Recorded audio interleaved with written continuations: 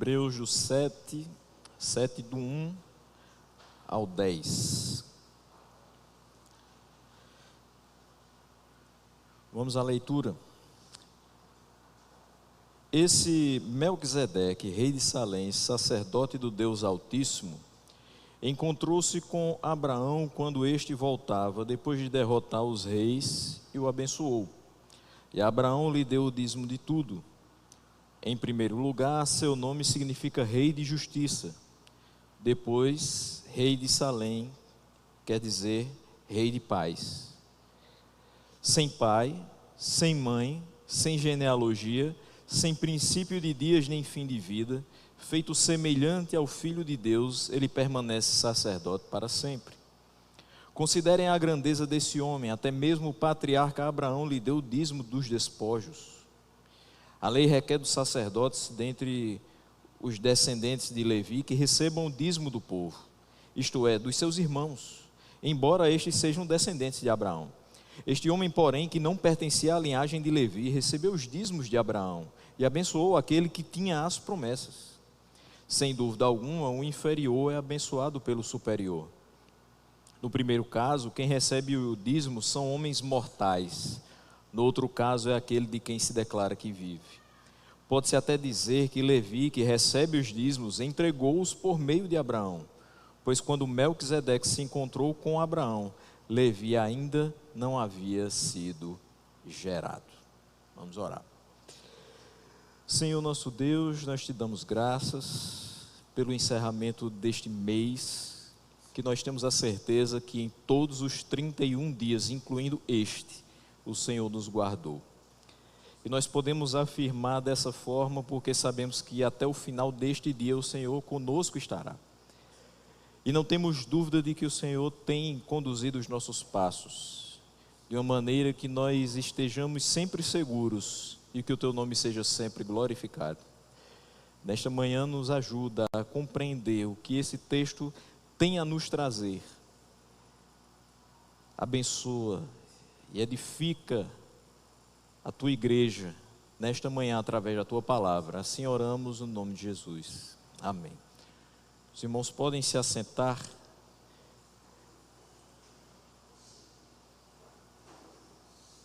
Meus irmãos, quase todas as religiões, elas têm um conceito de mediação, onde você tem alguém que fica entre Deus e os homens. Por exemplo, no gnosticismo, os mediadores seriam anjos. Em quase todas as religiões nós também temos a ideia de sacrifício, seja humano, de animais, para expiação de pecados e a possibilidade de conserto da relação com a divindade. Então alguém erra e é um conceito claro que o pecado afasta o homem, não só de Deus no nosso caso, no cristianismo, mas em qualquer pensamento religioso, o pecado é aquilo que afasta o homem da divindade. Então, para que haja conserto, sempre há a ideia de sacrifício. Ou ele mesmo se sacrifica, ou há a utilização de animais. Quando eu falo ele mesmo se sacrifica, óbvio, não se compara com o sacrifício de Cristo. Mas você tem, por exemplo, as penitências. Quando os flagelos, as pessoas se martirizam, se flagelam para tentar aplacar a dor da culpa. E também para mostrar à divindade o seu arrependimento, a ponto de se sacrificar, bem entre aspas, para que seja perdoado daquele seu erro. É fato que o ser humano sempre percebeu que não pode se aproximar de Deus de qualquer jeito, da maneira que está. E aí você pode dizer com essa frase: peraí, pastor, mas o véu se rasgou, então a gente pode se aproximar de Deus sempre que a gente quiser. Sim, a gente pode se aproximar sempre que a gente quiser. Não tem hora nem lugar, mas não é de qualquer forma. É qualquer hora, é em qualquer lugar, mas não é de todo jeito. Para o povo do Antigo Testamento, Deus instituiu o sistema de sacerdote. Então, das 12 tribos, na tribo de Levi foi escolhido para que se instituísse esse sistema. Então, quando o homem completava 30 anos, nessa tribo, ele deveria se dedicar de forma exclusiva ao serviço do Senhor. quando já da existência do templo, então ele cuidava do templo, ele intercedia a Deus em favor do povo. E dentre esses, muito conhecidos como levitas, os quais nós não temos hoje, é bom sempre frisar, a não ser que você encare como: eu sou obreiro da casa do Senhor, eu faço toda a organização do templo, eu cuido desde a limpeza dos banheiros até a recepção na porta da igreja. Então, se você tem esse ofício, aí você está fazendo algo muito semelhante ao sacerdócio levítico. Fora isso, se você acha que é levita só porque você sobe para cantar, bom, isso era o que ele fazia quando dava tempo, quando sobrava um tempo depois de fazer tudo o que realmente era sua atribuição principal. Mas dentre esses levitas, um era escolhido para ser o sumo sacerdote, e era algo temporário. Era um ofício que ele exercia por um determinado tempo, e depois era escolhido outro para que exercesse também. E era dado a ele, uma vez ao ano, o privilégio e a responsabilidade de entrar no local chamado Santo dos Santos. O que você tinha no Santo dos Santos? As tábuas da lei, e você tinha a Arca da Aliança. E sobre essa Arca da Aliança existia o propiciatório. O que o propiciatório representava? Era exatamente o local onde, depois de ser imolado um cordeiro de 1 ano, puro, sem defeito, o seu sangue era aspergido sobre esse propiciatório. E ali se fazia confissão pelos pecados de Israel, a fim de que Deus os perdoasse. Então ele entrava naquele local, que ele era separado justamente para isso, e fazia ali o sacrifício, aspergia o sangue do cordeiro que foi imolado sobre o propiciatório e fazia a confissão pelos pecados de Israel. Só que a gente sabe perfeitamente que ele também era pecador. Então ele oferecia sacrifícios pelos seus pecados e pelos pecados do povo. E a gente sabe perfeitamente que no ano seguinte ele pecaria, na realidade na hora seguinte. E o povo também. Então no outro ano mais sacrifícios eram necessários, mais cordeiros eram imolados e mais homens eram separados para fazer essa atividade. Não era apenas um. Até porque se a gente fosse focar numa só pessoa, haveria muito a percepção de que essa pessoa estaria errando tanto quanto os outros irmãos. Então, as pessoas viam a vida dos sacerdotes, também do sumo sacerdote. E sendo ele falho, ele também precisava que outro fizesse também a propiciação dos seus pecados, a confissão dos seus pecados também. O autor aos Hebreus sabia disso. E ele entendia que aqueles sacerdotes eram temporários, eram limitados, e que o maior e perfeito, o último sacerdote, sumo sacerdote, era Jesus. Nós podemos entender que esse sacerdócio levítico cumpriu o seu papel na entrega de Cristo. No sacrifício de Cristo, ele não há mais sentido de ele existir. Ali ele deveria ter sido encerrado no sacrifício de Cristo na cruz do Calvário, porque ele derrama o seu sangue pelos pecados do povo e ele ascende aos céus para interceder pelos seus à destra de Deus Pai. Então, ele mesmo é o cordeiro que é imolado, o seu sangue é aspergido sobre aqueles que de fato o Pai os entregou, e ele sobe aos céus e à destra de Deus Pai ele está a interceder por nós. Então ele faz tudo o que o sumo sacerdote fazia. A gente já viu isso em capítulos anteriores, que Jesus é o nosso grande sumo sacerdote. Os crentes dessa época aqui estavam sendo tentados a retroceder, a voltar a esses pensamentos, a voltar às práticas judaicas, a voltar ao tempo dos sacrifícios, desprezando o fato de que o perfeito sacrifício era Cristo. Havia sido feito por Cristo e era Cristo. A gente canta isso, né? O perfeito sacrifício, verbo em carne, rei dos reis. A gente entende, mas não quer dizer que a gente também não seja tentado a voltar a essas práticas. Essa carta é escrita para encorajá-los a permanecer, a não desanimar, a perseverar na fé no Filho de Deus, compreendendo que aquilo que era tipo, que era sombra, encontrava sua plenitude nele. Nós também precisamos hoje ser lembrados que não nos é lícito retornar às práticas judaicas, não nos é lícito recosturar o véu do templo, porque tudo que era anunciação, que era algo que viria, já veio na figura, na pessoa de Cristo. Nós não precisamos mais de qualquer outro tipo de mediação que não seja por Ele. Por isso nós encontramos na palavra de Deus que há somente um mediador entre Deus e os homens, Jesus Cristo, homem. E na realidade sempre foi assim, a gente vai ver depois. No capítulo 7, este aqui, o autor aos Hebreus faz uma comparação entre o sacerdócio judaico e o sacerdócio cristão. E com essa sua abordagem ele vai ressaltar o fato de que antes de ser instituído o sacerdócio levítico, já havia a mediação do Filho de Deus. Isso nós podemos afirmar. Por quê? Para isso ele vai apontar a história do encontro de Abraão com Melquisedeque. Na realidade, Melquisedeque que vai ao encontro de Abraão. Quem é Melquisedeque? De onde surge esse homem? Só temos duas menções a ele no Antigo Testamento. Uma, Gênesis 14, 18 a 20, e outra, Salmo 110, versículo 4. É pouca coisa, né? A respeito de uma pessoa que é citada em Hebreus. Ou seja, teve tanta importância no Antigo Testamento que é citado ao autor do Novo Testamento.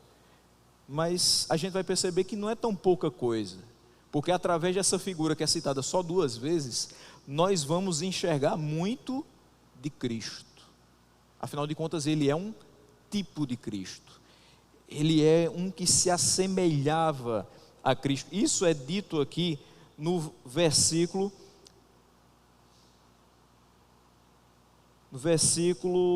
5, quando nós percebemos o seguinte aqui. Não, versículo 5 não, versículo 3, quando ele diz assim: sem pai, sem mãe, sem genealogia, sem princípio de dias, nem fim de vida, feito semelhante ao Filho de Deus. Então quando ele diz feito semelhante ao Filho de Deus, então Melquisedeque, aqui por essa frase a gente pode entender que ele de fato era semelhante a Cristo, ele era um tipo de Cristo, então ele tinha que apresentar alguma coisa, algum atributo, alguma característica que lembrasse aquilo que se dizia ser o Cristo que haveria de vir, mas que aquelas características já residiam nele. E o autor aos Hebreus vai tirar alguns pontos acerca de Jesus, tendo como base o texto de Gênesis 14, 18 a 20. Marque aí Hebreus e vá comigo lá para Gênesis 14, do 18 ao 20.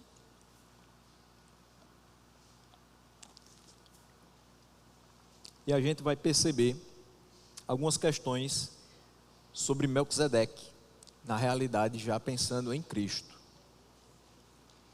Gênesis 14, 18, 19 e 20 nos diz o seguinte: então Melquisedeque, rei de Salém, sacerdote do Deus Altíssimo, trouxe pão e vinho e abençoou Abrão, dizendo: bendito seja Abrão pelo Deus Altíssimo, Criador dos céus e da terra, e bendito seja o Deus Altíssimo que entregou seus inimigos em suas mãos.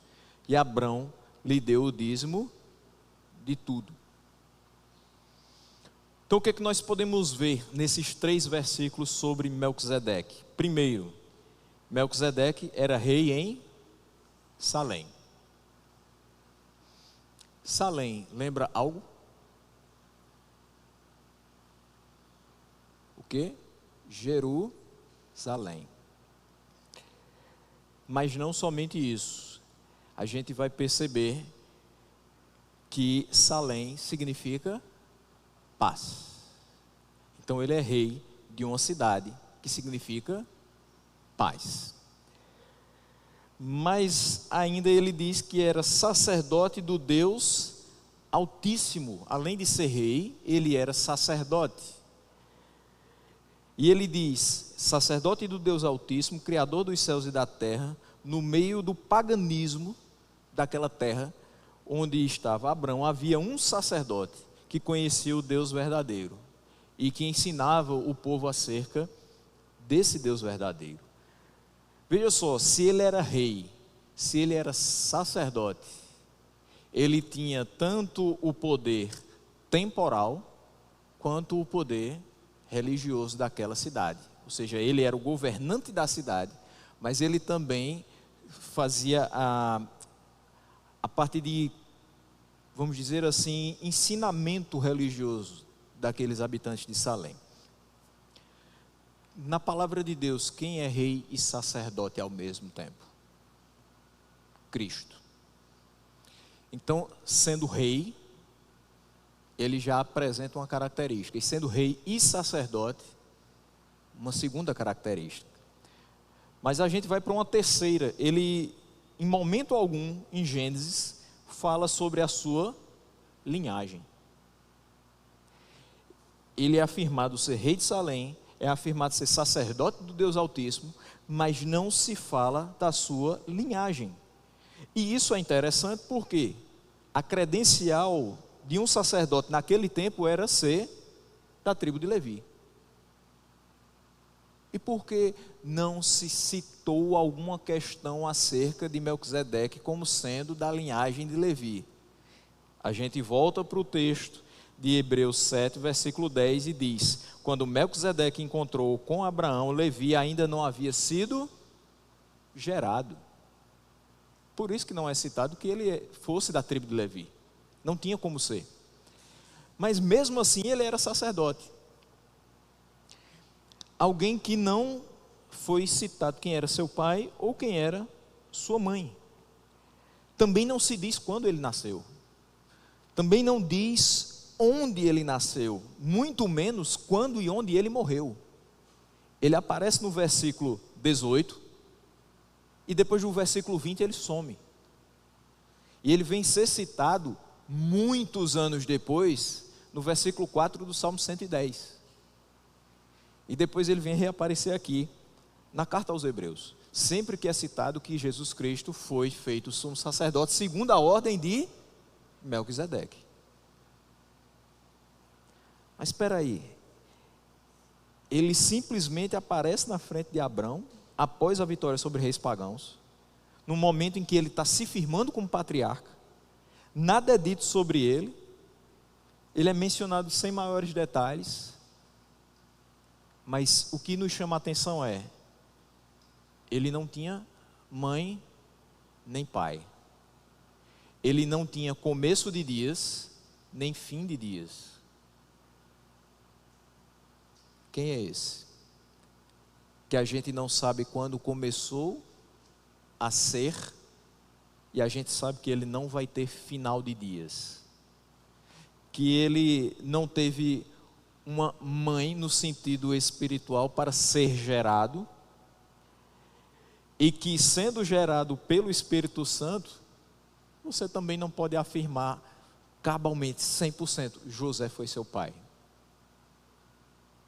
Quem é esse? Cristo. Não tem, óbvio, quando a gente vai olhar a genealogia lá em Mateus, você sabe de onde vem, né? A raiz de Davi vem ali até chegar em Cristo. Mas aquilo é para que a gente perceba que humanamente houve uma linha temporal, houve uma cronologia até chegar em Cristo. Mas não quer dizer que Cristo surgiu por Davi. Na realidade, ele sempre foi e sempre será. Então, essa característica de não ter a sua linhagem dita, de não ter a sua origem, seja ela geográfica ou familiar, de não ter o tempo de nascimento e o tempo de morte, mostra que Melquisedeque teria um caráter eterno, como Cristo tem. É isso que quer suscitar no texto de Gênesis. Que ele apresentaria também essa característica de eternidade como Cristo. Mas o texto também diz que ele abençoou Abrão e também bendisse a Deus. Ou seja, se o menor é abençoado pelo maior, e o texto de Hebreus já disse isso, então Melquisedeque estava acima de Abraão. Por isso que o pôde abençoar, mas estava abaixo de Deus. Por isso ele não abençoa Deus, ele bendiz a Deus. Ele diz: seja abençoado Abraão e bendito seja o Deus Altíssimo. Então ele está ali numa posição de mediador. Alguém que está entre o homem e Deus. Quem é o nosso mediador? Cristo. Então essa posição que ele exerce nesse episódio também nos faz lembrar de Cristo. Por último, Abraão retira o dízimo do melhor do despojo das batalhas e dá a Melquisedeque. Então, essa situação de retirar tudo do melhor, retirar o dízimo e entregar a ele, também é reconhecendo a sua colocação acima dele, é reconhecendo que ele é maior que Abraão, é reconhecendo que ele deve dar daquilo que tem em retribuição ao que ele pode realizar. É muita coisa para 3 versículos, e às vezes dá um nó na cabeça da gente, porque Melquisedeque não aparece de novo, Melquisedeque não tem muitos detalhes, e a gente fica, e como é possível que apareça uma figura dessa e a gente enxergue tanta coisa a respeito de Cristo? É porque essa figura só está lá em Gênesis 14, 18 a 20, para que a gente enxergue Cristo. A única função que Melquisedeque vai ter é justamente apontar para Cristo. E assim foi com todos os outros que vieram após ele. Até João Batista, que não vai ser simplesmente um precursor, mas ele, na realidade o precursor é Cristo, é chamado nosso precursor. Mas quando você olha para João Batista, o que ele faz? Ele prepara o terreno para que Cristo venha. Ele ensina a respeito da palavra de Cristo, ele aponta para Cristo, e ele reconhece a grandeza de Cristo, que ele estava abaixo de Cristo. Ele diz: eu não sou digno nem de desatar as sandálias dos seus pés. E ele, inclusive, no momento do batismo, ele fica naquele momento assim: será que eu sou digno de batizá-los? Não era para ser o contrário? Será que... Mas era necessário que ali ele batizasse, para que se cumprisse o que dizia a Escritura. Mesmo que ele não fosse alguém perfeito, como nós também não somos, mas ele fazia parte daquele momento, ele fazia parte do cumprimento daquela Escritura. Então, como Melquisedeque prefigura a Cristo agora em Hebreus, voltando para o texto que a gente está analisando. Então o autor coloca Melquisedeque como um tipo de Cristo. Ao mostrar isso, ele aponta para o fato de que Melquisedeque era superior aos sacerdotes levíticos. Tanto é que ele foi sacerdote mesmo sem ser da linhagem de Levi. Mas também era superior a Abraão, porém inferior a Cristo, como também eram os sacerdotes da tribo de Levi. Ele nos mostra então 2 questões. Primeiro, a necessidade de uma mediação. Então ele aponta Melquisedeque como esse mediador, sendo um tipo de Cristo. Mas também aponta que os sacerdotes levíticos e Abraão eram inferiores a Cristo. Para que a gente perceba que tudo que é figura, tudo que é sombra, tudo que representa, só vai encontrar sua plenitude na figura de Cristo. Então, mostrando essa realidade, o autor adverte aos hebreus que voltar ao passado era voltar para o que era inferior. Meus irmãos, se vocês voltarem para aquilo que era praticado anteriormente, vocês voltam para uma coisa que é muito inferior, um retrocesso. Vocês já conhecem o sumo sacerdote supremo, ele é Cristo. Então não tem por que você voltar para aquele tempo e começar a se preocupar com sacrifícios, se preocupar com a figura de um sacerdote que possa oferecer esses sacrifícios em seu favor. Com base no versículo 2, o que é que nós podemos ver como Melquisedeque prefigurando Cristo? Ele diz o seguinte: Abraão lhe deu o dízimo de tudo. Em primeiro lugar, seu nome significa rei de justiça. Depois, rei de Salém, quer dizer, rei de paz. Então o autor aos Hebreus interpreta que a figura de Melquisedeque tipifica o reino de justiça e paz de Cristo. Onde é que a gente vai encontrar essa expressão rei, justiça e paz? Nesse versículo. Melquisedeque é um nome formado por duas palavras. A primeira, Melech, rei. A segunda, Tzedek, justiça. Então, Melquisedeque, por si só, é rei de justiça. Quando a gente vai olhar para Salém, deriva dela a palavra também Shalom, que quer dizer paz. Então, é um rei que com ele carrega a justiça e reina numa cidade de paz.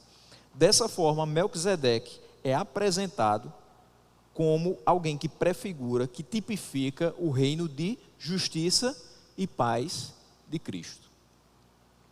Então veja que um nome, o próprio nome dele, já auxilia a gente a enxergar essa tipificação, mas também o nome da cidade em que ele é rei. Compreendido isso, no verso 3, o autor vai interpretar que Melquisedeque tipificava o Filho de Deus, eterno sacerdote, pelo fato de não ter pai, não ter mãe, não ter genealogia, não se saber sobre o nascimento e nem sobre a morte. É como se ele não tivesse começo nem fim, ou seja, eterno. Ele simbolizava um sacerdócio eterno e imortal. Versículo 3 nos diz: sem pai, sem mãe, sem genealogia, sem princípio de dias, nem fim de vida, feito semelhante ao Filho de Deus, ele permanece sacerdote para sempre. Interessante que essa mesma expressão, permanecer sacerdote para sempre, a gente vai conseguir extrair do capítulo 5 a respeito de Cristo. Quando nós observamos que ele é o nosso grande sumo sacerdote. No versículo 5 ele diz: da mesma forma, Cristo não tomou para si a glória de se tornar sumo sacerdote. Ou seja, ele não se lançou a esse ministério. Mas Deus lhe disse: tu és meu filho, eu hoje te gerei. E diz no outro lugar: tu és sacerdote para sempre. Ou seja, essa mesma frase que está sendo dita no capítulo 7 pelo autor aos Hebreus com relação a Melquisedeque, é dita no capítulo 5 com relação a Cristo. Mas ele termina o versículo dizendo o seguinte: tu és sacerdote para sempre, segundo a ordem de Melquisedeque. Agora a coisa se encaixa. Então a gente está percebendo que o tempo todo é tratado a respeito de Melquisedeque no capítulo 7, mas quando a gente faz a relação com o capítulo 5, de fato, as mesmas palavras são destinadas a Cristo. Ele é simplesmente uma figura, ele está representando Cristo nesse texto de Gênesis 14, que é citado, que é interpretado pelo autor aos Hebreus no capítulo 7. Agora, com base nos versículos 4 a 7, nós vamos ver que Melquisedeque era maior que Abraão, a quem as promessas foram feitas por Deus, porque ele o abençoou. Então ele mostra que o maior abençoa o menor. Veja comigo, considerem a grandeza desse homem. Que homem? Quem é que era grande nesse texto aqui? Melquisedeque. Considerem a grandeza de Melquisedeque. Até mesmo o patriarca Abraão lhe deu o dízimo dos despojos, em reconhecimento à grandeza desse homem. Vem o versículo 5: a lei requer dos sacerdotes, dentre os descendentes de Levi, que recebam o dízimo do povo, isto é, dos seus irmãos,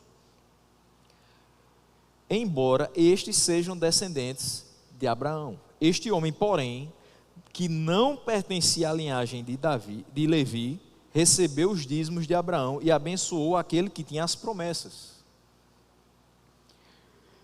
E o versículo 7, sem dúvida alguma, o inferior, Abraão, é abençoado pelo superior, no caso Melquisedeque. Não somente esses versículos mostram que Melquisedeque era maior que Abraão, a quem foram feitas as promessas por Deus, pelo fato de o ter abençoado, mas também pelo fato de ter recebido de Abraão os dízimos dos despojos das batalhas, em reconhecimento ao seu sacerdócio. Mesmo não sendo da tribo de Levi, ele teve seu sacerdócio reconhecido e recebe das mãos de Abraão o dízimo. Nisto, entende-se, versículos 8 até o 10, que Melquisedeque era também superior a Levi. Não somente a Abraão, mas também a Levi, porque esse nem havia nascido, mas estava presente em seu antepassado Abraão, por meio de quem ele paga o dízimo ao sacerdote Melquisedeque. Veja aqui, no primeiro caso, quem recebe o dízimo são os homens mortais, ou seja, os sacerdotes da tribo de Levi, que deveriam receber os dízimos dos seus irmãos, são homens mortais, são homens como quaisquer outros, mas que têm no sacerdócio um atributo diferente, que os faz ser reconhecidos e os dízimos entregues a eles. No segundo caso, é aquele de quem se declara que vive. Essa frase faz a gente pensar em quem? Em Cristo, imediatamente. Quem recebe é aquele de quem se declara que vive. É aquele que morreu, mas ressuscitou e está vivo, que é prefigurado por Melquisedeque. Só que Melquisedeque prefigura ele em que sentido? Porque quando se fala que ele morreu, ressuscitou, mas vive, então a vida dele não foi interrompida pela morte. Ali não é como se fosse um divisor de águas, ele é um antes e outro depois. Na realidade, não houve nada nesse mundo que pudesse tirar a glória de Cristo e tirar os seus atributos. Ele é eterno sempre, ele é sacerdote para sempre, ele intercede por nós para sempre. Tudo o que é relacionado a ele é eterno. A gente viu semana passada que as suas promessas são imutáveis, por isso que a gente pode confiar em todas elas. Então, os propósitos são imutáveis, ele é imutável. Ele não mudou porque passou por esse sacrifício.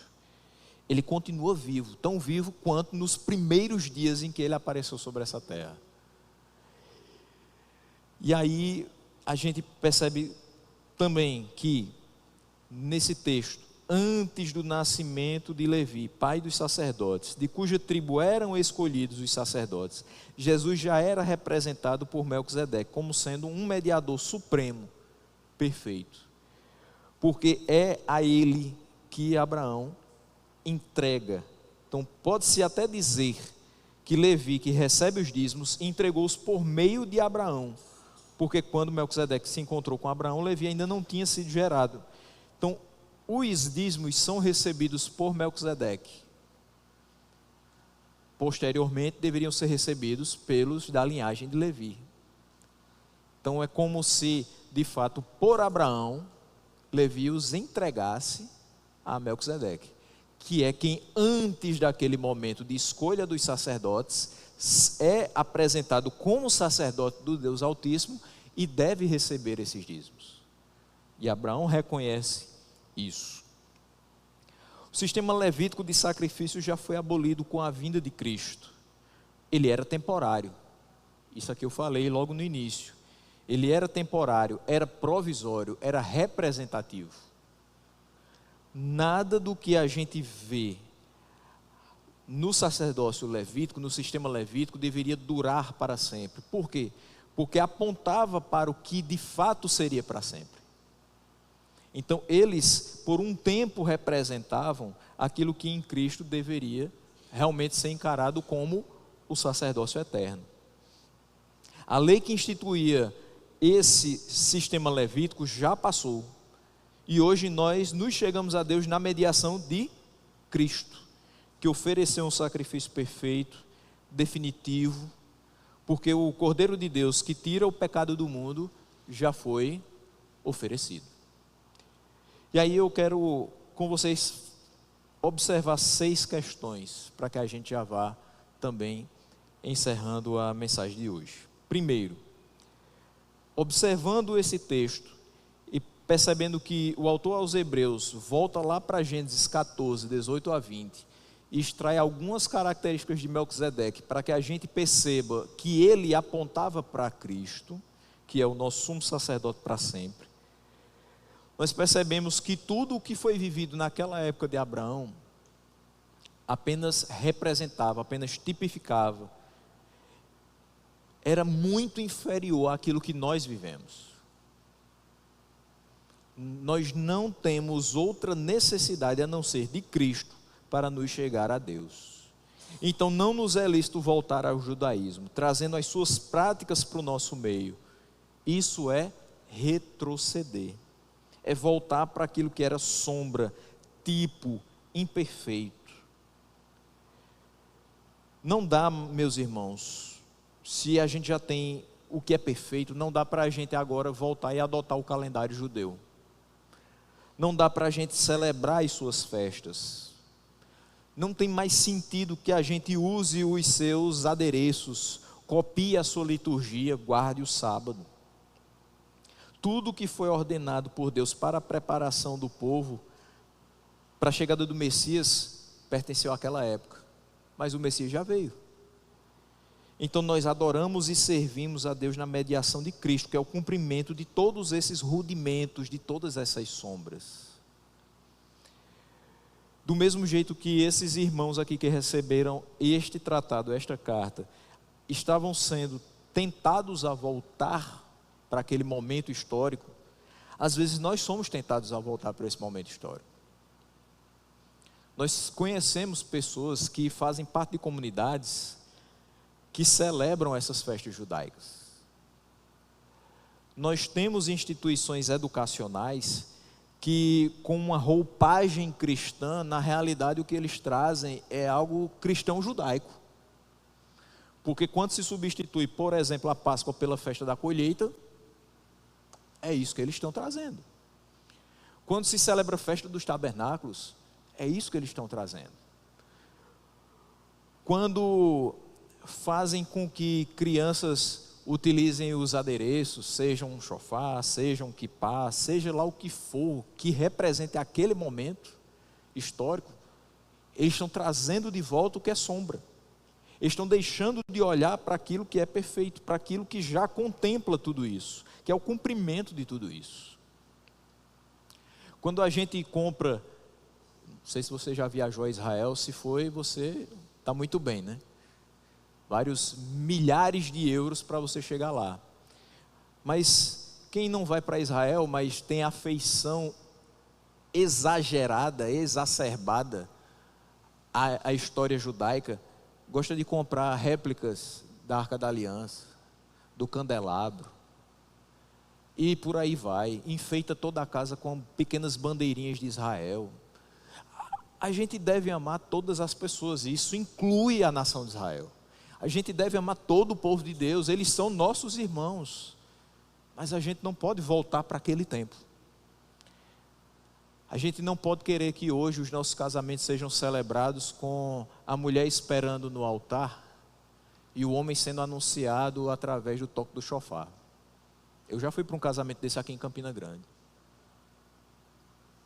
E isso deixa a gente um pouco assustado, porque ali eles colocam como se fosse o chamamento da noiva esperando o noivo. E o noivo é quem vem até a noiva.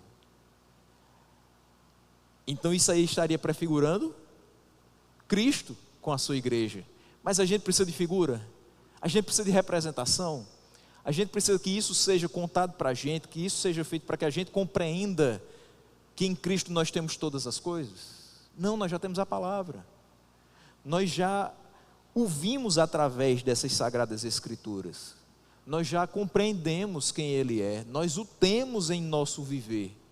Então não tem para que estar atrás de todas essas questões. Mais do que guardar o sábado, meus irmãos, nós precisamos guardar a nossa vida todos os dias da nossa existência. Guardar os nossos pés quando entrarmos na casa do Senhor. Guardar o nosso coração da maldade desse mundo e dos impactos que o pecado tem sobre ele. Adoremos apenas a Deus e apenas na mediação de Cristo. Uma segunda observação é que antes da lei o dízimo já havia sido instituído. Eu fiquei muito feliz com isso. Porque a palavrinha para ser combatida é o dízimo. Parece que quando você vai falar hoje com uma pessoa que é crente, ela aceita todos os termos para fazer parte de uma comunidade cristã. Mas quando fala em dízimo, ela coloca as duas mãos para trás, porque já faz ela tremer dos pés à cabeça. Parece que mexa em tudo na minha vida, Jesus, mas não nas minhas finanças, não no meu bolso. Me converta por inteiro, exceto nesse ponto. Mas não tinha nem lei, e já havia entrega de dízimo. Aqui nós temos, Abraão entrega o dízimo a Melquisedeque. Nem existia sacerdócio levítico para que os dízimos fossem entregues. Mas Abraão já entendia que alguém que era superior a ele, que exercia sacerdócio, deveria recebê-lo. O dízimo era a forma como as 11 tribos restantes mantinham o templo e os sacerdotes da tribo de Levi. Eles não tinham parte da terra. Eles eram sustentados pelas ofertas, pelo dízimo.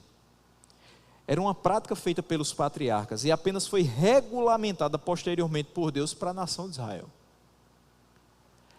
Quando a gente observa o texto de Malaquias, o que é que diz o texto? Que a gente traga todo o dízimo à casa do tesouro para que não falte mantimento, para que não falte manutenção. É isso. O dízimo serve à manutenção. Serve para que haja recursos para a propagação do reino, para a expansão, para a proclamação do nome de Cristo, não é para encher bolso de pastor. Nós sabemos que existem vários casos que nos envergonham, mas também nós temos maturidade suficiente, ou precisamos ter maturidade suficiente para entender que nem todos esses que fazem parte desses casos, desses lamentáveis episódios, são verdadeiros servos de Deus. Que talvez não tenham observado, talvez não, com certeza não observaram o que diz Hebreus 5.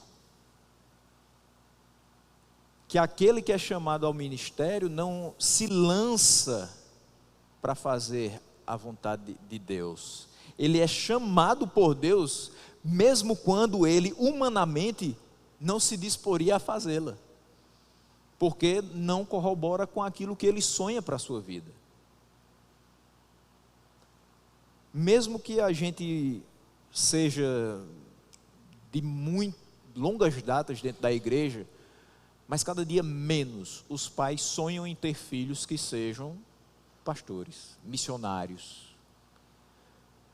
E isso é triste de ver, porque na realidade, quando a gente chega para os pais, pelo menos minha geração para trás, que a gente chegava para os pais e dizia assim: eu estou sentindo o chamado de Deus para seguir o ministério. Era uma alegria. Isso era numa família de 1, como a minha, ou numa família de 10. Porque tinha aquela pessoa que entendeu que Deus o estava chamando, sentiu isso no coração, a confirmação do Espírito Santo dentro de si, que Deus o estava chamando para a mais sublime das tarefas nesse mundo. E que nada mais que ele fosse fazer na vida iria completá-lo, realizá-lo como ministério. Então ele podia estudar para qualquer curso, ele podia continuar trabalhando durante toda a sua vida, coisa que nós aqui fazemos, mas nada iria deixá-lo tão realizado, tão contente e ao mesmo tempo tão cheio de temor pela responsabilidade do que exercer o ministério pastoral. Quando a gente olha hoje para as pessoas que dizem assim, eu quero que meu filho seja qualquer coisa menos pastor, a gente está olhando para a análise desses episódios lamentáveis. A gente não está olhando para a vida daqueles que são sérios, mas certamente você conhece alguns deles, e se você conhece alguns deles, você deve desejar o melhor para os seus filhos, que sua filha seja uma missionária, ou que mesmo que o chamado dela não seja a missão transcultural, mas que ela seja uma missionária entre as colegas de classe dela, na rua dela, onde ela passar, que as pessoas vejam que ela é diferente, que o seu filho, onde pisar a planta dos pés, seja reconhecido como um menino, um jovem, um adolescente, um homem de Deus. E ele vai exercer o ministério para o qual ele foi chamado, dentro dos talentos e dons que Deus o dotou, para a glória de Deus, independente de quem faz errado, independente de quem desvirtuou o propósito. A gente precisa voltar a enxergar a importância de termos pessoas se dispondo a levar a palavra do Senhor perto e longe, e enxergar o seminário mais uma vez como uma casa de profetas. Seminário não é um local para quem não passou no Enem. Seminário é um local para quem foi chamado por Deus. Seminário não é um local simplesmente para pessoas que não conseguiram uma colocação de emprego, estão precisando de alguma fonte de renda. Seminário é um local para pessoas que têm renda, possam pagar a sua mensalidade e quem sabe ajudar a outros a depois esquecer essa renda, se for necessário, se for da vontade de Deus, e trabalhar para a obra, não pensando nas dificuldades, não pensando nos desafios, mas pensando em cumprir a vontade de Deus. E a gente vê com muita tristeza os seminários fechando. Se faz muito tempo que a gente escuta dos pastores que as igrejas têm fechado na Europa, e aqui, bem pertinho da gente, os seminários estão fechando. Eles não estão se sustentando porque não tem quem frequente. E eu vou lá passar fome no sertão, e eu vou criar 3, 4 meninos com roupa dos outros, e eu vou ficar dependendo de um auxílio no final do ano, para talvez eu ver se faço alguma coisa no Natal para os meus filhos. Eu vou ficar esperando até o 45 do segundo tempo para comprar o material escolar deles. Muitas vezes é isso que as pessoas veem, quando deveriam ver: eu vou dedicar minha vida toda para o Senhor, e aquele que me chamou vai me sustentar, porque tem feito isso até hoje. Eu vou dedicar minha vida toda ao Senhor, porque Ele se entregou por mim, e tudo que eu fizer para Ele ainda não é 1% do agradecimento que eu o devo, porque sem Ele eu não seria absolutamente nada. Eu vou dar a minha vida ao Senhor, porque não há nada de mais precioso que eu tenha, senão a minha própria vida, e Ele pode gastar do jeito que Ele quiser.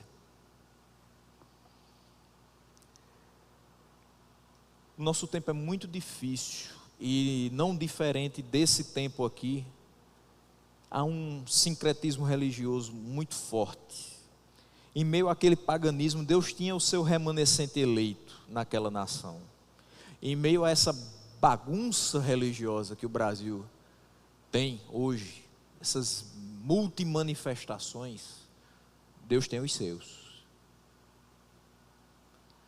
Até mesmo olhando para as programações televisivas e você percebendo que quase não tem o que você vê de exposição da palavra, Deus ainda mantém os seus. no meio de 22 horas de programação da Universal, ainda tem 15 minutos de Hernandes Dias Lopes. Deus não permite que a gente fique sem alimento. Deus não permite que a gente seja enganado. A sua palavra é a verdade e ela continua a nos libertar de todo engano, de todo mal.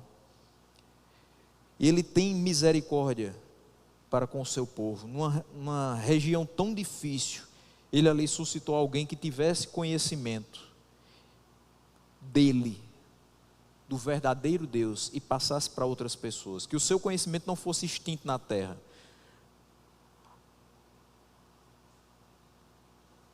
A sua palavra, o seu conhecimento segue sendo propagado com fins de convencimento e transformação daqueles que estão mortos em delitos e pecados, para que venham a ser feitos novas criaturas e filhos de Deus. A partir desse texto, meus irmãos, também é interessante que a gente veja a importância de ler o Antigo Testamento. Eu não sou dos maiores pregadores do Antigo Testamento, reconheço minha falha. Mas observando esse texto, eu enxerguei isso muito claramente. Porque veja como o autor constrói a doutrina da mediação de Cristo com base no texto de Gênesis. Então a gente analisou Hebreus 7, de 1 a 10, olhando para Gênesis 14, 18 a 20. Não podemos desprezar o Antigo Testamento, porque muito do que é exposto no Novo, e muito do que tem relação com o nosso Salvador, está lá no Antigo. A mediação entre Deus e os homens sempre foi por Jesus. Sempre foi por Jesus. Uma vez que os sumos sacerdotes o tipificavam, na realidade nós sempre tivemos apenas um que é sumo sacerdote para sempre. O eterno, Cristo. E para terminar, é fato que nós nos achamos muito pequenos e frágeis diante de Deus. Mas nós podemos nos achegar a Ele confiantemente, com base nos méritos de Cristo, através da sua mediação. É em nome de Jesus que nós oramos, e misericordiosamente nós somos perdoados das nossas falhas. É em nome de Jesus que nós oramos, e graciosamente nós somos ouvidos nas nossas petições e nos nossos clamores. É em nome de Jesus que nós oramos e soberanamente nós somos respondidos de acordo com a vontade boa, agradável e perfeita do Pai. Quão grande alegria nós sentimos por ter Cristo em nossas vidas. Espero que isso esteja pulsando no seu coração, a alegria de tê-lo. Quão grande presente é a nova vida que nós temos nele, e a eterna vida que nós teremos, porque o seu sangue nos garantiu. Que nesse dia,